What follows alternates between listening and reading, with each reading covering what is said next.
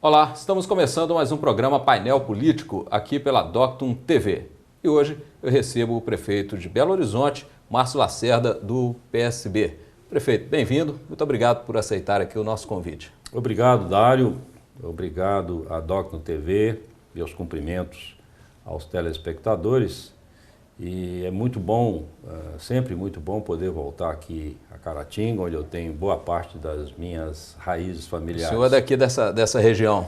Eu nasci em Leopoldina, a minha mãe parte da família dela aqui de Caratinga, outra parte aqui de Santa Bárbara, e do lado de avós também um lado de Inhapim. E com 1 ano de idade vim para Inhapim, morei também um tempo em Caratinga, um tempo em Teoflotone. Aos 17 anos fui para Belo Horizonte, onde estou desde então. Muito bem, prefeito. Qual o objetivo da vinda do senhor à região? Bem, Dário, desde julho de 2015, quando eu assumi a presidência estadual do PSB, estamos trabalhando pela reorganização e expansão do partido em todo o estado. E desde então, nós formamos cerca de 640 comissões provisórias, temos cerca de 240 pré-candidatos a prefeito em todo o estado. E nesse número expressivo, né? Expressivo. O PSB elegeu 33 prefeitos na última eleição, depois teve várias adesões, tem hoje perto de 50. Temos 5 deputados estaduais e 2 deputados federais. E esse processo, então, de construção do partido, de levar a mensagem do partido, conversar com os partidos aliados, nós estamos hoje, em 1 ano, completando a 40ª visita às cidades de porte médio. Então, Caratinga hoje é a número 40 que nós visitamos desde julho do ano passado nessa discussão. Hoje aqui temos uma reunião do partido, uma reunião regional, inclusive de treinamento de pré-candidatos a prefeitos e vereadores. Vamos lá levar a nossa mensagem. A trajetória do senhor, ela começou na vida pública ou no meio empresarial e foi para a vida pública? Conta um pouquinho para a gente, prefeito. Bem, Dário, eu desde muito jovem, garoto aqui em Inhapim, sempre me interessei por política. A família sempre foi de muitos leitores, sempre tive muito acesso à informação. Sim. Desde garoto no ginásio já presidi grêmio estudantil. Em Belo Horizonte, logo depois, estudando escola técnica, também fui membro de diretório. E aí me envolvi de uma forma mais direta com a política. Fui militante do antigo Partido Comunista lá na época, João Goulart. E o país vivia numa polarização ideológica, com muito debate político.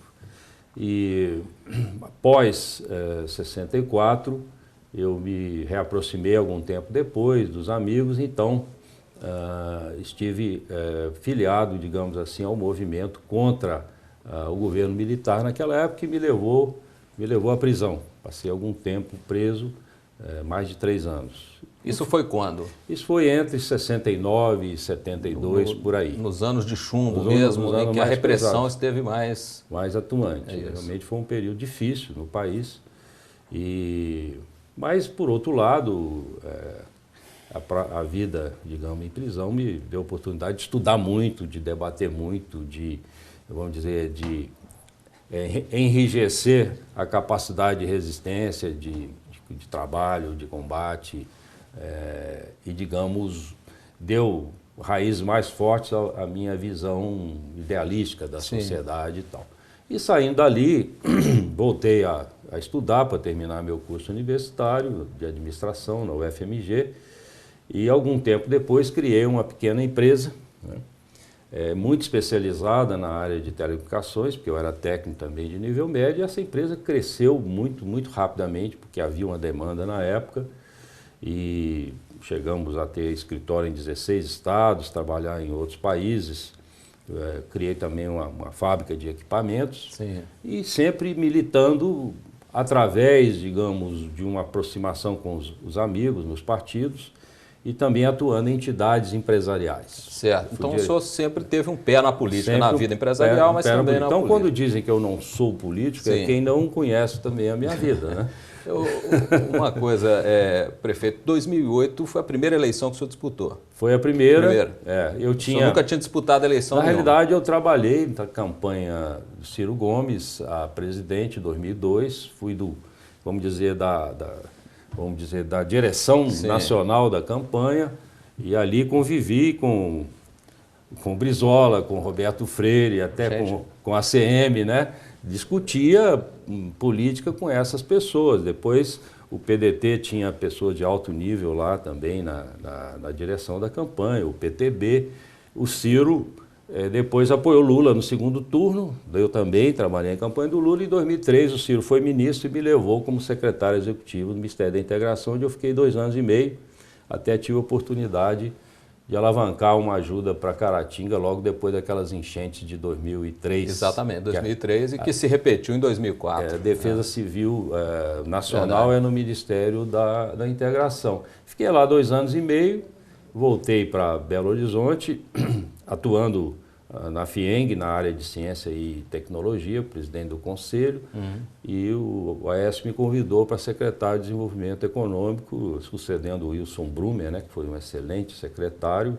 Fiquei lá 1 ano e pouco e depois saí candidato a prefeito de BH. E essa candidatura em 2008 foi um negócio sui generis, porque reuniu PSDB e PT apoiando o nome do senhor. Eu lembro até de uma propaganda eleitoral do senhor que tinha Máfia Azul e Galocura defendendo o seu nome. Como é que um político, assim, na primeira eleição, já consegue aglutinar quase que uma... digamos, o Fernando Pimentel foi meu companheiro de prisão, né? Sim. Nós vivemos assim, vamos dizer, porta a porta, né, de um lado e outro corredor, durante 1 ano e meio. E o senhor esteve preso onde? Em Juiz de Fora. Juiz de Fora, na 4ª Região Militar. Em celas individuais ali, né? Então, sim. Aí sempre, depois disso, mantivemos uma relação de amigos, né? Ele trabalhou comigo numa empresa onde eu trabalhei, eu o contratei, né? E sempre tive uma boa relação com o PSDB, que tinha pessoas realmente que queriam modernizar o país, etc. Mas ali isso foi reflexo da situação política do país naquele momento, que saía do trauma lá do Mensalão. Isso. Que PT e PSDB acharam que deviam criar uma nova alternativa. Então o Ciro também apoiou esse arranjo, Eduardo Campos também apoiou esse arranjo, com a bênção do Lula. Então ali foi um laboratório político. Mas pela divisão que houve entre os dois partidos logo depois, que tomaram um caminho diferente, essa divisão também impediu que a aliança continuasse em 2012. 2012. E aí o senhor já disputou com o Patrus Ananias do PT. Na primeira eleição, em 2008, eu não ganhei no primeiro turno, foi no segundo e na segunda vez já no primeiro turno. E um reflexo da administração, né? Como é que foi essa administração, prefeito? O que o senhor encontrou lá em Belo Horizonte? O que o senhor fez nesse primeiro mandato que garantiu uma eleição em primeiro turno, num momento em que já não tinha esse arranjo político da primeira eleição? A gestão estava bem avaliada. Durante vários anos consecutivos, através de pesquisa do IBOPE, do Datafolha, eu fui considerado o melhor prefeito de capitais, né? Depois essa pesquisa pararam de fazer, não sei por quê. E isso foi reflexo de quê? Da minha experiência no governo federal, no governo estadual, a minha própria experiência de vida, de empresário, de estudioso também, né? Das questões de gestão, formação técnica também na área de telecomunicações. E eu sempre gostei muito de planejamento, de pensar ao longo prazo, de sempre olhando como a inovação em produtos, em serviços, em modelos de gestão pode contribuir para atender necessidades que estão surgindo, que vão surgir. E qual foi o ponto alto da sua administração, prefeito? Eu acho que foi basicamente o seguinte: trabalhar com planejamento, né, com clareza de como usar os recursos, 12 áreas de resultado, aí, áreas como saúde, educação, mobilidade, direitos, meio ambiente, etc. E cada área dessa com projetos específicos, desdobrando em N ações. e uma cadeia de, vamos chamar assim, de gestão da estrutura focadas em projetos. Lógico, tendo as secretarias, cada secretaria responsável por um projeto, com um gerente específico e chamando as outras secretarias para ajudar. E um processo de acompanhamento, de cumprimento de prazo muito rígido, de cobrador, e uma reunião periódica de avaliação envolvendo todos os responsáveis. Por exemplo, projeto de mobilidade. Mobilidade envolve uma série de ações que dependem... Hoje, quando a gente chega em Belo Horizonte, principalmente daqui, a gente vê uma transformação, né? A cidade está mais bonita, com vias mais espaçosas, ali na região da Cristiano Machado, da Antônio Carlos. Isso foi algo assim pensado especificamente, por exemplo, para eventos como a Copa do Mundo, ou já faz parte de um projeto mais amplo lá da capital? Belo Horizonte sempre teve projetos viários, sempre teve planejamento viário. O que nós fizemos foi ver o que esses planejamentos tinham, definir prioridades, e nós contamos inclusive com consultorias internacionais de graça.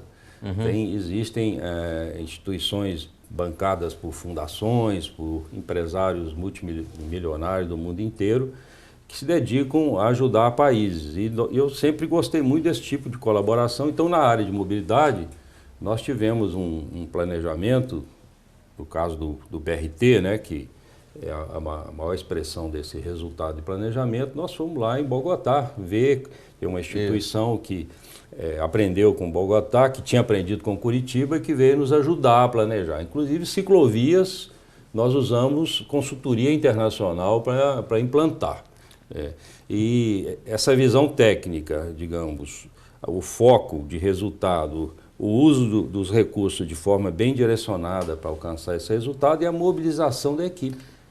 Prefeito, em 2013, o senhor foi um dos que enfrentou grandes manifestações e parece que a gênese, né, de toda aquela mobilização era realmente questões de mobilidade urbana, problemas de transporte, aumento de passagem. O senhor teve que lidar realmente com uma grande agitação em Belo Horizonte naquele período. Como é que foi a negociação com aquelas lideranças? Como é que foi lidar com todos esses problemas que às vezes até travavam o trânsito da capital, impediam outras pessoas de se locomover, criavam realmente transtornos?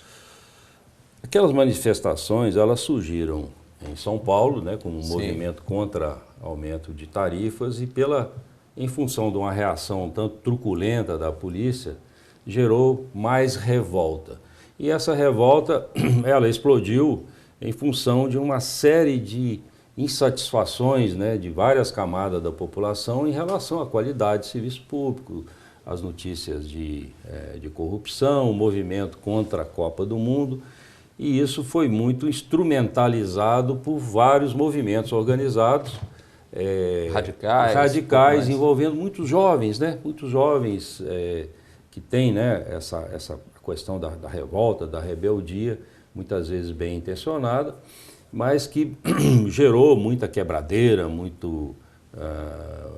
muitos prejuízos, digamos assim.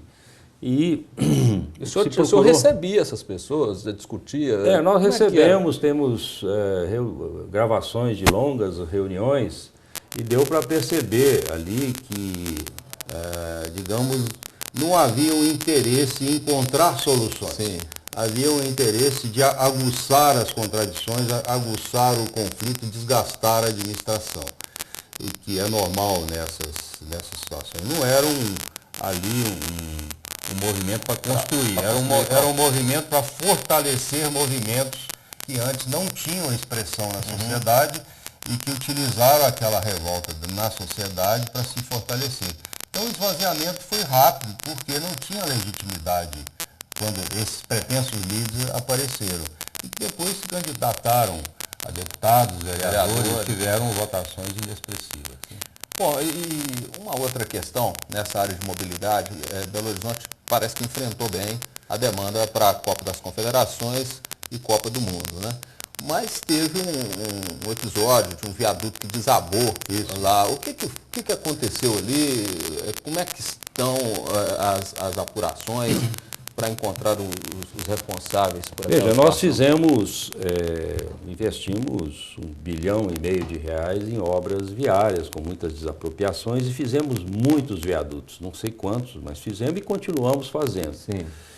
Então, ali, concretamente, o que houve foi uma falha de projeto, de cálculo de estrutura, no bloco enterrado de sustentação de um dos pilares, né? Esse bloco rachou com o peso do viaduto, o pilar, digamos, afundou naquele bloco. O bloco se abriu. Tinha muito menos aço do que era necessário. A perícia técnica da Polícia Científica constatou isso e vários outros especialistas constataram depois, né? Era uma obra do município, do Estado ou da União? Era uma obra do município. Então, a construtora, aparentemente, pelo que nós sabemos de todas as apurações de perícia até agora, não teve responsabilidade. Foi responsabilidade do calculista, do engenheiro contratado pela empresa de projetos, né? Ele, inclusive, tinha revisado o projeto, tinha aumentado o aço no projeto, mas não aumentou o suficiente. Sim. Então, esse foi o fato concreto. Não houve falha de fiscalização, a prefeitura nunca conferiu cálculos de estrutura, né? Você contrata o especialista, naturalmente... Confiando na responsabilidade. Confiando na responsabilidade. Infelizmente, houve esse desastre, foram duas vítimas. E esse processo hoje está na Justiça. O Ministério Público enviou para a Justiça, denunciou ali, não sei, 10 pessoas, eram 19, baixou para 10, e... Denunciou gente da administração. Da administração, também? A minha convicção, baseada, digamos, em fatos reais, eu sempre falei isso, não há possibilidade de imputar a responsabilidade ou condenar qualquer funcionário da Prefeitura, absolutamente. Inclusive o fiscal que fiscalizava a obra, né? Hoje, com o apoio de toda a organização, ele está fiscalizando a obra de outro viaduto, lá mais próximo do centro da cidade, sobre a linha férrea. Portanto, nós acreditamos na inocência do secretário e todos os engenheiros. Ali pode ter havido alguma negligência da construtora na hora de retirar, digamos, a estrutura de sustentação do viaduto. Pode ter tido algum sinal, não sei, isso não ficou claro para mim, mas o erro foi, de fato, do calculista. Prefeito, o senhor está terminando seu segundo mandato. Sim. Como é que está a situação hoje, não só da Prefeitura de Belo Horizonte, como dos municípios de um modo geral, né, dessas grandes metrópoles? O senhor tem visto isso? O senhor esteve à frente, o senhor foi um dos idealizadores, ou esteve à frente da Frente Nacional de Prefeitos, não é isso? Como é que, hoje os municípios brasileiros, né, eles são viáveis ou estão sufocados? O que é preciso alterar nesse sistema federativo brasileiro para que os municípios tenham maior sustentabilidade? Bem, Dário, eu sou presidente da Frente Nacional de Prefeitos desde abril do ano passado. Meu mandato vai até o final de abril do próximo ano, então peguei aí esse momento de crise, de dificuldades. Desde a Constituição de 88, se você analisa o total da receita dos entes federados e a sua distribuição entre Estado, município e governo federal, e o total das despesas, você vai ver que a participação percentual dos municípios vem caindo na receita e a participação percentual dos municípios nas despesas vem aumentando. Então, os municípios vêm recebendo cada vez mais obrigações, inclusive através de legislação federal, sem ter oportunidade de ter os recursos suficientes. E como nós entramos num período de crise econômica, motivado por má administração, né, da política, na economia, e a arrecadação caiu fortemente, esse desequilíbrio entre obrigações e recursos se acentuou fortemente. Como o governo federal tem liberdade de se endividar e e essa liberdade conduziu o país hoje a um endividamento insuportável. Eu não sei como vamos sair desse desequilíbrio que existe hoje entre PIB e dívida, né? Esse percentual cresceu fortemente nos últimos 2 anos e continua crescendo. Então hoje, você vê Caratinga é uma cidade que tem um orçamento anual na ordem de 135, 140 milhões para uma população de 90 mil habitantes. Isso deve dar o quê? R$ 1.500 por habitante, é muito baixa comparado com a média brasileira. Existe uma publicação da Frente Nacional de Prefeitos, chama Finanças dos Municípios Brasileiros, chama Multicidades, está no site da FNP. Seria interessante convidar professores e alunos da área de gestão pública na universidade a dar uma olhada nessa informação. Belo Horizonte, que é uma cidade, digamos, que está enfrentando dificuldades no seu orçamento, dificuldades sérias, tem um orçamento de 3.500 para 4.000 per capita por habitante. Então, você vê como Caratinga, inclusive, pagando despesas do governo federal, que deveriam ser desse governo aqui em Caratinga, está conseguindo, digamos, manter aí, pagar em dia os salários, etc. Bom, então, esse desequilíbrio federativo, ele precisa ser revisto. Essa distribuição de riqueza também entre os municípios. Tem os municípios muito pequenos, por exemplo, de 2.000 habitantes, recebem um fundo de participação do município de R$ 6.000 per capita, né? Então, há algo errado acontecendo e não é fácil resolver, porque se a economia não voltar a crescer, a arrecadação nem federal, nem estadual, nem municipal cresce e as dificuldades vão se acentuar. Em razão até desse desequilíbrio, o senhor acredita que os prefeitos daqui por diante vão ter que ter um perfil um pouco mais técnico, vão ter que ser realmente administradores, mais administradores do que políticos?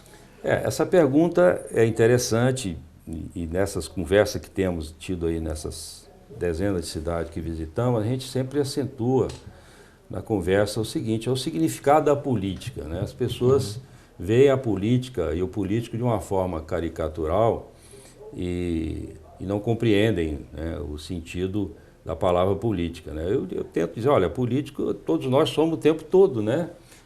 Na sua associação de advogados, né? No sindicato, no condomínio, na igreja, no clube, na igreja, para você eleger o presidente, o tesoureiro, o secretário, discutir o estatuto, né? Então, nós somos políticos ali naquele processo, discutindo as regras de convivência e de uso de recursos. E a cidade é um grande condomínio onde nós vivemos e precisamos de escolher pessoas que têm que estar afiliadas a partido, porque a regra política eleitoral é essa, mas que sejam pessoas de bem, que tenham demonstrado na sua vida que são capazes de gerir bem uma organização, porque a prefeitura é uma organização de prestação de serviço à população, né?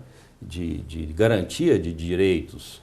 Então, de cobrança de deveres também, precisa cobrar imposto. Então tem que ser alguém com experiência. É interessante o senhor fazer essa comparação com o condomínio, porque nós pagamos, né, para morar na cidade. Vai morar. Ninguém mora de graça na cidade. Então esse é o dever básico do cidadão, é pagar os impostos. Então, é preciso usar bem o dinheiro, aí precisa ter transparência nesse uso, precisa ter transparência no projeto, discutir o projeto com a população, com os formadores de opinião, definir prioridades. Isso é ação política na gestão. Bom, falando agora um pouquinho de política eleitoral, como é que está a situação lá em Belo Horizonte hoje? O senhor, o Partido Socialista Brasileiro, PSB, entende que é possível lançar um nome próprio para concorrer à prefeitura? Nós chegamos a uma situação em que nós teremos candidatos, bons candidatos, né, do PMDB, do PT, do PSDB e do PSB também, além de mais uns 2 ou 3, não sei, de legendas menores. E isso se explica por vários motivos, né? Falta de uma aliança. Isso não foi também tão fácil ter uma aliança em 2008, em 2012. Nós temos hoje 18 partidos na nossa administração, convivendo de forma harmônica, focada em resultados. E Belo Horizonte é uma cidade, é o terceiro maior orçamento entre municípios, né, no Brasil, e dá expressão, é uma honra para qualquer cidadão ser prefeito de Belo Horizonte, né, sentar na cadeira que foi do Juscelino Kubitschek e de tantas pessoas ilustres. E nós entendemos que não foi possível ter acordo com o PSDB, nosso principal aliado nesse momento, em função de perfis de candidato, né? O PSDB queria apoiar pessoa ou pessoas que nós entendemos no PSB que não atendem às demandas da cidade nesse momento. São pessoas de bem, mas que não têm a experiência vivida, de fato, administrativa. Seria o deputado João Leite, né? O Exatamente. Do PSDB. Do PT, quem vai ser o candidato do PT? O deputado federal Reginaldo Lopes. No PMDB, o deputado federal Rodrigo Pacheco. Sim. Né? E do PSB nós não falamos. Né? Do PSB é o senhor Paulo Brant, que é engenheiro civil, economista, professor de economia em pós-graduação, trabalhou em governo federal, Ministério de Indústria e Comércio, 3 anos, foi secretário de Cultura 1 ano, funcionário concursado do Banco de Desenvolvimento durante 20 anos, foi diretor do banco, inclusive, e há 5 anos é presidente da Cenibra, aqui no Vale do Aço. Celulose nipo-brasileira. Que é uma empresa japonesa, então fatura, sei lá, 2 bilhões por ano. E vem de uma família de 11 irmãos, pai juiz, com experiência na família, né, de um político, foi ministro, o Roberto Brant, um artista renomado como o Fernando Brant, uma pessoa muito afável, muito simpática, de relacionamento simples e muito carinhoso com as pessoas. Então a gente acha que ele tem um perfil e a vontade, né, e a vocação para ser um excelente prefeito. Prefeito, o senhor trabalhou com o ex-governador Aécio Neves, esteve ligado também ao governo Lula. Como é que o senhor viu todo esse processo aí de queda da presidente Dilma? Com esse processo de impeachment, e como é que você está vendo aí os primeiros passos do governo Temer? Eu penso que o governo Temer, apesar de alguns tropeços iniciais, até pela urgência ali de formar ministério, ele está, digamos, se estabilizando, está mostrando que tem possibilidades de votar mudanças necessárias no Congresso até o final desse ano, inadiáveis, inclusive, em várias áreas, para que a economia, digamos, tenha uma ajuda para se ajustar, que não é só investir, precisa mexer na questão tributária, na questão trabalhista, na questão previdenciária, para que o país não continue indo à falência, que nós estamos hoje quebrados e indo à falência. Então, se o país não voltar a crescer, daqui a pouco o próprio governo federal, se não se endividar mais e mais de uma forma suicida, não vai ter dinheiro para pagar o judiciário, o legislativo. Preciso realmente de reformas estruturais. Então, o governo Temer está se estabilizando, está adquirindo credibilidade, está conseguindo, digamos, convergência política em relação ao que precisa ser votado. Eu o conheço, estive com ele muitas vezes, inclusive como presidente da Frente Nacional de Prefeitos, mais recentemente. Estamos discutindo uma agenda mais urgente de municípios com o governo federal, não necessariamente para pedir mais dinheiro, mas existem problemas que precisariam ser resolvidos. A área de saúde, por exemplo, esse ano, em termos nominais, ou seja, sem considerar a inflação, o repasse esse ano para os municípios foi 7% menor do que o ano passado. Que já era ruim, ficou muito pior. Você tem uma ideia, nós temos um hospital novinho, pronto em Belo Horizonte, de 440 leitos, sofisticadíssimo em termos de equipamentos. Temos o concurso para contratar 1.500 pessoas, estamos lá com 10% funcionando, porque não tem recursos do governo federal, do governo estadual, a prefeitura bancando lá uma parte, né? E pagando também o financiamento da construção. E numa cidade que tem fila diária de 500 pessoas aguardando uma carência para internação. E Belo Horizonte atrai também muita gente. Muita gente. Né? Então, da região. Agora, por que chegamos a essa situação? Né? Pode dizer, é só o PT o responsável, que é um partido que não tem projeto de país, tinha, né? Projeto de poder, né? E sempre tratando os seus aliados de forma, digamos, como se fossem servos, né, da gestão petista. E então a opinião pública e os outros partidos ficaram anestesiados por um crescimento econômico, por um aumento de arrecadação acima da inflação. E os próprios municípios, né, tiveram um crescimento acima da inflação, um crescimento real de arrecadação durante vários anos, inclusive Belo Horizonte. Então isso anestesiou um pouco. Se a economia estivesse bombando, dificilmente teríamos impeachment. Ou seja, apesar da corrupção, da ineficiência, de todas essas evidências, o senhor acha que se a economia estivesse indo bem, estava tudo tranquilo? O que falta de fato, isso vale não só para o país a nível federal, mas vale também para municípios, para estado, as elites intelectuais, sociais e econômicas, né, os partidos, empresários, meios de comunicação, a academia, as igrejas, etc., os profissionais liberais, suas entidades, sentarem e discutirem agendas mínimas que sejam benéficas para todos. E nós continuamos nos perdendo em picuinhas, em briguinhas políticas e pessoais. E eu até dizia lá em Belo Horizonte esses dias que nós conseguimos esse patrimônio cultural da Unesco para Pampulha, porque foi um trabalho... esquecendo até de falar nisso. Foi um trabalho da sociedade, foi um trabalho liderado pela prefeitura. O complexo arquitetônico da Pampulha, que foi agora... patrimônio cultural elevado, né, à condição de patrimônio cultural da humanidade. E conseguimos em 3 anos e meio. Isso é recorde na história da Unesco. Porque chamamos todos os que podiam contribuir e conseguimos criar. Eu fui, o maestro da orquestra, mas todos trabalharam com seus instrumentos. Muita gente envolvida, né? O que vocês fizeram na Pampulha ali? Reformaram prédios, a despoluição da lagoa? Como é que... Nós estamos... Ela vem sendo revitalizada já há alguns anos no seu entorno. Por exemplo, hoje você tem uma ciclovia de 20 quilômetros contornando, né, plana, né, que contornando isso. A prática de esportes melhoramos a iluminação, o paisagismo, reformamos praças e reformamos prédios, né, outros como a igrejinha e o museu serão reformados, já tem recurso para isso. Mas a principal intervenção foi na despoluição da lagoa, que começamos lá em 2013, 2014, a Copasa investiu, nós ajudamos a Copasa a obter financiamento federal, nós investimos mais de 100 milhões no desassoreamento e na limpeza. Até o fim do ano a água vai ter classe 3, que permite o esporte náutico, por exemplo. A lagoa é completamente degradada, com mau cheiro, e os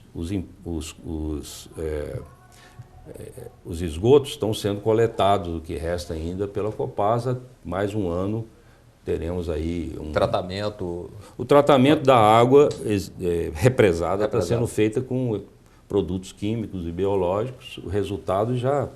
E o esgoto está sendo... coletado para tratamento. Prefeito, o senhor está encerrando o mandato agora. Quais os planos do senhor aí para 2018? O que o senhor está pensando? O prefeito de Belo Horizonte é um candidato natural, né? Considerado um candidato natural ao governo do Estado. Isso é uma coisa histórica, né, na política mineira. E eu tenho viajado muito pelo Estado e às vezes parece que estou fazendo comício para governador. Não, gente, vamos cuidar da eleição municipal. Então, nesse momento, é terminar bem meu mandato, trabalhar para eleger um bom sucessor e trabalhar em tudo que for possível para ajudar a resolver essa crise econômica, política, até eu como presidente de partido, como presidente ainda da Frente Nacional de Prefeitos, porque se chegarmos a 2018, em janeiro de 2018, daqui a 2 anos e meio, com essa crise ainda do jeito que está, não será muito fácil ser governador do Estado. Então, é algo que nesse momento realmente não é prioridade, né? Não é prioridade. Muito obrigado, prefeito, pela entrevista aqui no nosso programa. Eu que agradeço, bom trabalho aí, você como professor, advogado, e cidadão. Bem, nós conversamos então com o prefeito de Belo Horizonte, Márcio Lacerda. O programa Painel Político vai ficando por aqui. Nós voltamos em outra oportunidade pela Doctum TV.